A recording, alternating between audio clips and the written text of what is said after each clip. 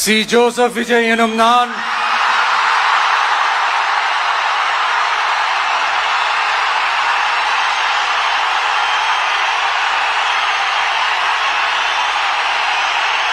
சட்டப்படி அமைக்கப்பெற்ற இந்திய அரசியல் அமைப்பின்பால் உண்மையான நம்பிக்கையும் மாறா பற்றும் கொண்டிருப்பேன் என்றும்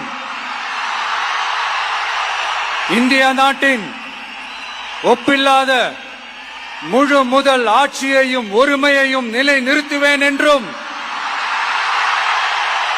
தமிழ்நாட்டு அரசின் முதலமைச்சராக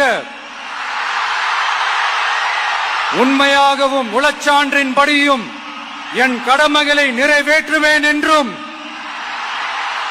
அரசியல் அமைப்பிற்கும் சட்டத்திற்கும் இணங்க அச்சமும் ஒருதலை சார்பும் இன்றி விருப்பு வெறுப்பை விலக்கி பலதரப்பட்ட மக்கள் அனைவருக்கும் நேர்மையானதை செய்வேன் என்றும் ஆண்டவன் மீது ஆணையிட்டு உறுதிமொழிகிறேன்.